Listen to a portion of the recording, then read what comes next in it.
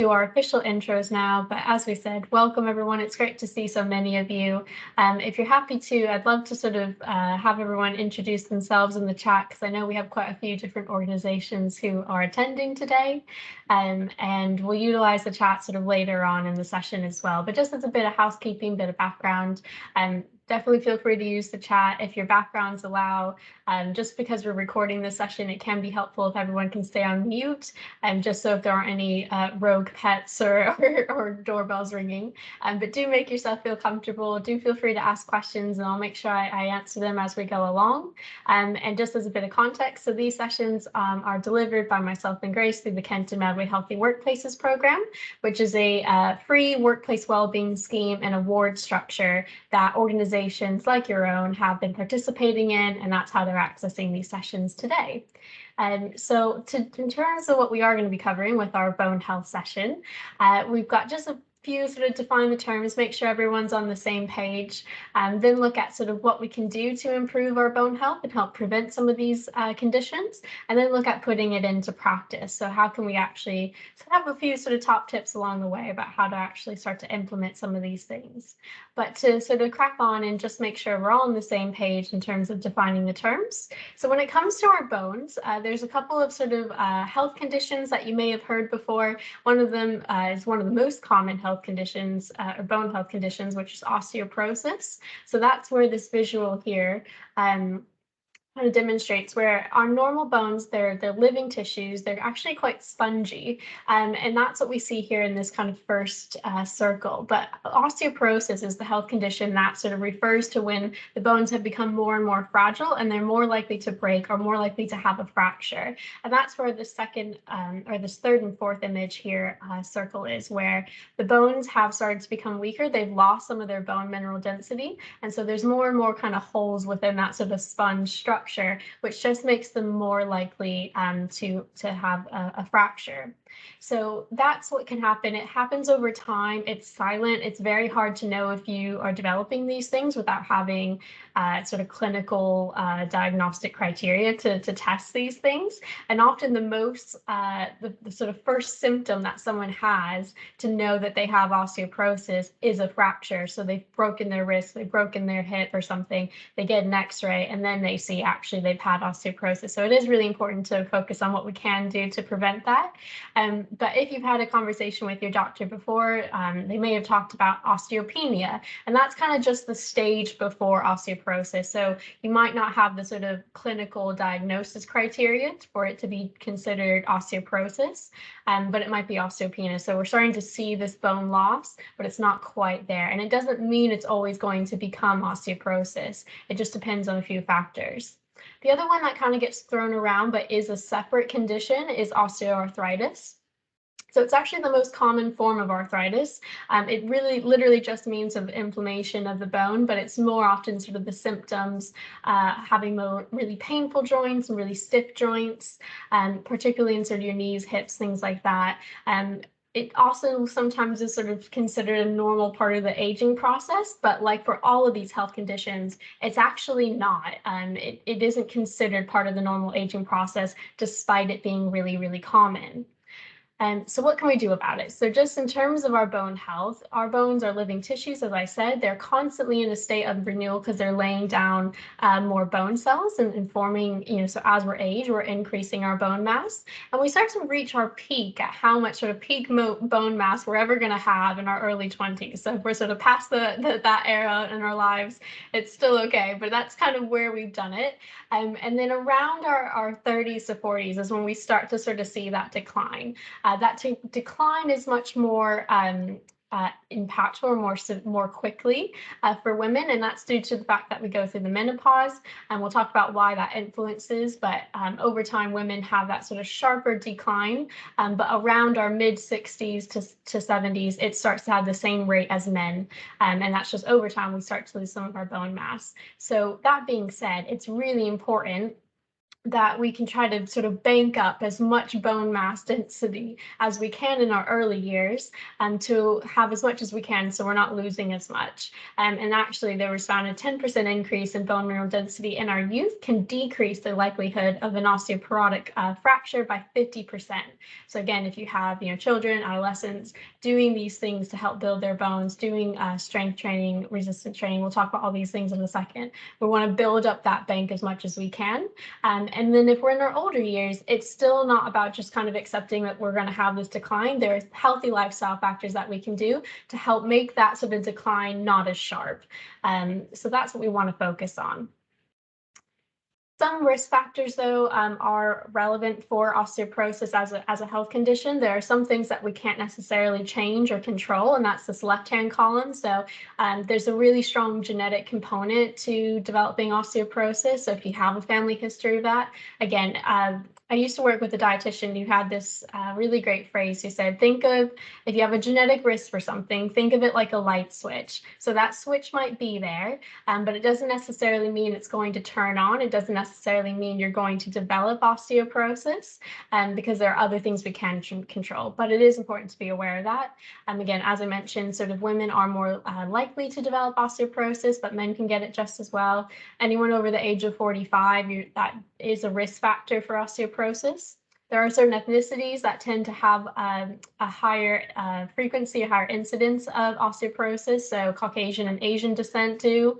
If you have a petite body frame, again, estrogen levels with the menopause will influence it. There are also other medical conditions that will influence your bone health, and equally some medicines that you may be put on for other conditions might impact your bone health as well. So it's just keeping that in mind. But I'm more of a half glass full type of gal. I like to focus on what we can control.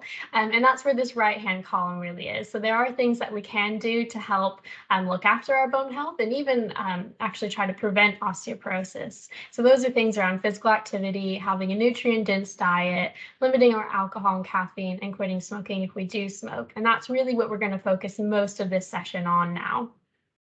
So again, just a bit of a distinction with men and women. I kind of prefaced it a little bit, but going about into menopause. So with women, estrogen is really important for a variety of reasons in our bodies, but particularly estrogen is helpful because it helps preserve the calcium in our body and predominantly in our bones. And so again, when we go through the menopause, our estrogen levels drop, and that's why we start to see that kind of more sharp decline in our bone mass density.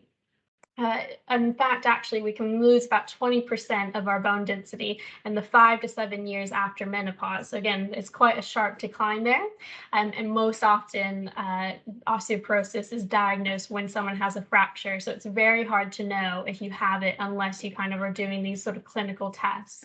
But men aren't immune to developing osteoporosis as well. In fact, 1 in 5 will, over the age of 50, will have an osteoporosis-related fracture or break. And this is actually greater than the risk for prostate cancer. So again, it's so common, and yet we don't always know what we can do about it. And so again, it's just focusing on these things. And whether or not, if you're attending today because you have been diagnosed with osteoporosis or osteopenia, or you don't have that and you just want to know how you can look after your bone health, the good news is the treatment and the prevention are relatively the same. So your doctor will probably talk to you about your physical activity levels, your diet, avoiding risky bone robbers, if you have osteoporosis, and put you on medication. The good news is for prevention, it's going to be all those same things, just minus the medications. And the other good news is that all these things don't work in a silo. So if we're doing things to help improve our physical activity, our diet, it's not going to solely help our bone health. It's going to help so many other aspects of our health as well. So going into it, in terms of how we can look at improving our bone health through physical activity, in general, bones need impact. They need impact and tension to kind of respond to the stimulus and form new bone cells. And that's where doing any sort of weight-bearing exercises or anything that has an impact to it helps create that stimulus for the bones to say, whoa, I need to form new bone cells down and form new bone mineral density.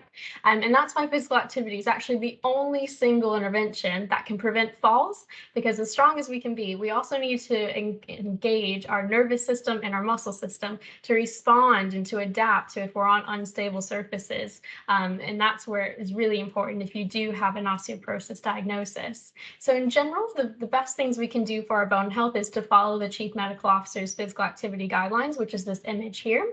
And that's aiming for 150 minutes of moderate activity per week, or 75 minutes of vigorous intensity, or some combination between the two. If you're not achieving that, don't worry. Some is always better than none. And particularly when it comes to bone health, the circle in the middle, the building the strength. So strength or resistant training is particularly one of the most effective things within physical activity that we can do for our bones. And that goes back to how we need impact and tension on them. So the guidelines is to aim for about 2 days a week. Again, starting from somewhere is always going to be helpful. And in fact, the most kind of bone protective benefits come with about 90 minutes of aerobic activity. So again, if you're reaching for that 150 minutes, even if you're getting to sort of 90 minutes, you'll start to see that protective element to our bone health at that point. But any sort of resistance training, any sort of strength training that you're doing that's progressive, what I mean by that is if you start at, maybe you're lifting your grocery carrier bags, and maybe you can sort of start with 2 bags, that are relatively heavy. Or maybe one day you progress to 3 bags. That's what I mean. So anytime we're kind of adding more weight, adding more stimulus over time, that just helps create our bones to be more strong and our muscles to be stronger. And just another sort of fast fact here, that those who are regularly active and meet these physical activity guidelines have an 83% lower risk of osteoarthritis. So again, sometimes we see stats and they can be impactful, but let's just take a moment to think. If someone said, hey, if you take this pill, you'll have an 83% lower risk of osteoarthritis, I would be taking that. That's a huge, reduction that I would want to take. So sometimes we need to think of physical activity as an investment in our health. We want to build up as much, bone health as we can, to have that quality of life that we want in our older years. And that's where the final sort of recommendations and the guidelines is, which is for older adults to aim to do sort of at least 2 days a week of balance exercises. That can be things like yoga, Pilates, Tai Chi. If anyone's done any of that and wants to put in the chat what their experiences, I'd love to hear. And then also just to minimize sedentary time. So if we are predominantly working from home or working in an office-based setting and you're at a computer most of the day, make sure we're just breaking up that activity. Again, that's also going to be really helpful to our bone health as well. In terms of more specific recommendations when it comes to physical activity, if we break it down into these sort of 4 parts, again, when it comes to aerobic, cardiovascular, that 150 minutes of moderate activity, again, we want to ideally aim for weight-bearing activities. That can be walking, running, jogging, group fitness, whatever it is for you, whatever the ones that you like to do the most, stick with it, because then you're more likely to be consistent with it. There is an older school of thought that used to be if you're concerned about your bones, don't do weight-bearing activities, do things like water aerobics or aqua aerobics. And those are still really, really helpful. If you enjoy those, by all means, continue with that. If we are specifically focusing on our bone health, what we can do to get the most bang for our buck, so to say, then again, it's going to be weight-bearing activities. And that's why if you're on sort of a stationary bike as well, sometimes you need a bit to add resistance to it to get the most sort of effectiveness from it, purely from a bone health perspective. But any sort of strength training activities that you do that particularly kind of target the back, the hips, the wrist, because those are more likely to have fracture risks, is really helpful. And again, an older school of thought used to be if we're doing kind of really light weights, maybe sort of 15 to 20 reps, it's still going to be helpful. But again, if we want to get the most bang for our buck, actually what we need to do is to have moderate to heavy weight and do less reps to get more of a stimulus to our bones to lay down more bone cells.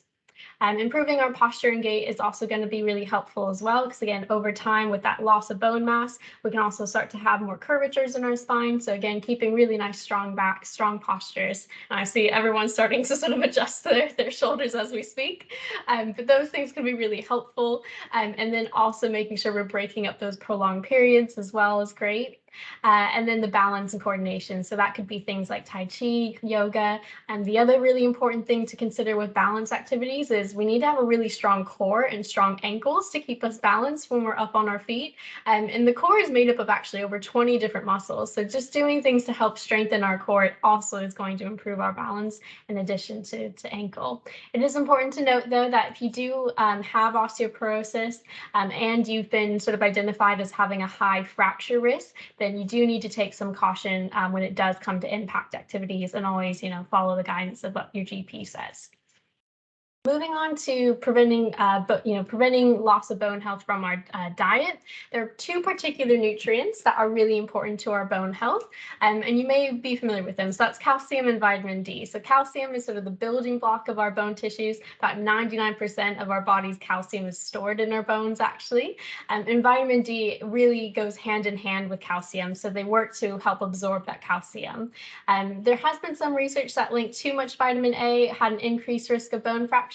So just as a precaution, again, if you do have some of those risk factors for osteoporosis, it's important to kind of consider how much vitamin A you're consuming, also called retinol, and to eat liver no more than sort of once a week or take supplements containing that. But focusing a little bit more on calcium. So calcium is a really important nutrient because it helps regulate muscle contractions, keeps our bones healthy, and makes sure blood clots normally. We need about 700 milligrams of calcium per day, and most people can get that through a normal, balanced, nutrient-dense diet. Some of the most common sort of sources would be your milk, cheese, and other dairy foods, opting for sort of lower fat options, but making sure they're not added with sugar. If you're plant-based, if you're vegan, you can still get sources outside of animal sources. That can be things like kale, okra. Spinach does contain calcium, but our body isn't always able to digest all of it, so just keep that in mind. Or look out for different soya drinks that have added calcium to their drinks. Not all of them are the same, so just need to check the labels on them to make sure they've got good amounts. And then most sort of foods that we have been fortified with certain nutrients. So breads, anything made with fortified flour is going to have some calcium to it. And any fish, actually, where you can eat the bones, so sardines, pilchards, when you eat the bones, that's where you get the calcium as well from those food sources. Now, vitamin D, so vitamin D, we can get it from food, and there are some listed there on the screen, but you'll see there actually aren't that many food sources for vitamin A, and in fact, most people actually get vitamin D. We get most of our vitamin D actually from sunlight, and so again, on these very warm days that we're in right now, it's great to easily get the vitamin D that we need. In fact, only about sort of 10 to 15 minutes of sun exposure on our kind of hands, face, and arms is sort of enough to get the vitamin D that we need, and that's fine kind of in the March to September months. But when we're living in the UK in the autumn and winter, and we don't always get all that sunlight, then Public Health England does actually recommend to consider taking a daily supplement of 10 micrograms for adults. Again, to keep that in mind if that's something you want to pursue. But in general, again, at these sort of months right now, so long as we're practicing safe sun exposure, we can typically get it in our diets and in our sun exposure that way. But there are some things that we want to necessarily avoid. So smoking is one of those things. So smoking in itself reduces the blood supply to bone, and nicotine within sort of e-cigarettes and cigarettes can slow the production of new bone cells being laid, so that over time we end up actually having less. So it's no surprise then that smokers and ex-smokers actually experience 60% more pain in their back, neck, and legs, and 114% increase in disabling low back pain. And even at the age of sort of 18 to 20, young males were in a research study shown to have lower bone mineral density compared to their peers at that same age. And this will start to have a compound effect as well for postmenopausal women. Again, as we know, we start to lose bone mass at that age as well. And then men will have an increased risk of hip fractures by about 40% as well compared to non-smokers. So again, we will have some resources at the end of the slide. So if you are interested in quitting smoking, we've highlighted sort of the stop smoking support in your area that you can access if that's something of interest to you. But there are some other bone robbers that I'm sure we all kind of do as well. And it's not to say you can't have these things, but just within moderation. One of them being caffeine. So caffeine can limit our body's ability to absorb calcium. So the general consensus is up to 400 milligrams of caffeine per day is fine to avoid any sort of possible health effects on our bone and heart health. And if you're saying, Catherine, what's 400 milligrams? It depends on how strong you brew your teas and coffees and things, but in general, a tea to coffee is anywhere between 75 to 100 milligrams per cup. So typically you can still have around sort of 4 or so cups a day before having any sort of adverse consequence on that. And then alcohol, also very similar. It impacts our body's ability to absorb calcium as well as vitamin D. So the general guidelines is just to follow the chief medical officer's low risk guidelines, which is to have no more than 14 units a week for both men and women. It used to be different for the different genders, but it's 14 units across the board. And if you are actually getting up to that threshold, then the recommendation is to spread it out over multiple days and have at least 2 drink-free days per week. So we're kind of at our wrap up now. So just to sort of summarize, and what I'd love for you all to, while I finish wrapping up and share some resources with you, is just to kind of share what's one thing that you want to sort of take away from today that you feel like you can do today to start improving your bone health. If you're happy to put it in the chat, I'd love to hear. I obviously won't say names for the recording, but I'll still kind of acknowledge it as well as any questions you may have. When it comes to sort of top tips of implementing all this sort of things we've talked about, so we talked about, being more physically active. We've talked about looking at sort of our diet choices and the foods we eat. We've talked about sort of maybe things to avoid as well. So it's just thinking with any sort of topics like this, think about one thing that you can do that you feel like you can accomplish and then build on that. So we want to start small and then build on our success. And especially when we're doing anything new, having some accountability is really helpful as well. So whether that's sort of a group where you want to do a walking group, with some peers or with your family or friends, just to kind of keep you going, or if there's a sort of multi-fitness challenge you want to take part in, again, have a bit of structure to it. Those things will always help you. And other things that you can do is sort of add a new habit to an old habit. So for example, if you always, get up and go brush your teeth in the morning, could you then go brush your teeth and then make your lunch for the day that has some calcium-rich foods in it? So just think about sort of ways you can tack it on. But in general, just as a wrap-up, osteoporosis is really common, but it's not a part of the normal aging process. It's its own separate health condition that we don't have to be defined by or kind of just accept as part of our normal aging process. There are things we can do, and things like staying active, having a nutrient-dense diet with lots of calcium and vitamin D, and avoiding some of those risky bone robbers can all help to minimize bone loss. So I've seen in the chat, we've got some really great examples coming through. So some people have mentioned they're going to go for more walks, going to increase their strength training, have a sit to stand desk to break up periods of the same position. That's really great. I can do some exercises while in this position too. Yeah, moving more, definitely being more physically active. Yeah, and so as you're doing this, you don't have to give us all the details in the chat, but just have a think as well. So now that you kind of said this out into the universe, think about how are we going to get more specific? Okay, I'm going to do more walks, but when? How am I going to sort of keep myself accountable for how long? Just start to kind of implement those things, because the more specific we can get, we know from sort of behavior change research, the more likely we are to stick with it. But if you do feel like you need to have a bit more support to know kind of how to implement some of these things, I've highlighted a lot of resources here, and I will be sending out the slide deck after today's session, along with the link to the recording as well. So these are just some general resources from the Royal Osteoporosis Society. So if you have been diagnosed with osteoporosis, they've got some really great exercises that you can do. There are some Kent and Medway focused falls prevention courses if you think that would be a benefit to yourselves, and just some more information around some of the nutrients we've talked about, as well as some support. So if you do feel like you want to make changes with your diet, we've got the One You Kent weight loss team, or if you're Medway focused, it would be a Better Medway. For stop smoking, again, One You Kent, or if you're in Medway, a Better Medway. And then again, some of the guidance around alcohol as well. I've also highlighted some regional and national resources as well when it comes to physical activity. So for example, the NHS Fitness Studio has a range of different workout videos that you can follow, anywhere from 10 to 45 minutes. They're all kind of beginner focused. And there's also an NHS Strength and Flex program. So for those of you in the chat who said they want to do more strength training, that might be an option you might be interested in, because it gives you a 5-week structured program through podcasts that you can follow along to. But there's also things like RParks, which has their own pre-recorded workouts that are beginner friendly that you can follow for a 9-week structured program for free. Otherwise, they also have live over Zoom workouts as well that you can access, all again for free. So have a look, have a think. If you're looking for ideas of how to be more active, then the Everyday Active website is a fantastic resource if you're Kent and Medway focused, because you can filter by what you're interested in or just want to see what's in your area, and it will show you things like if it's wheelchair friendly, buggy friendly, where it is. So it's just a really great resource there.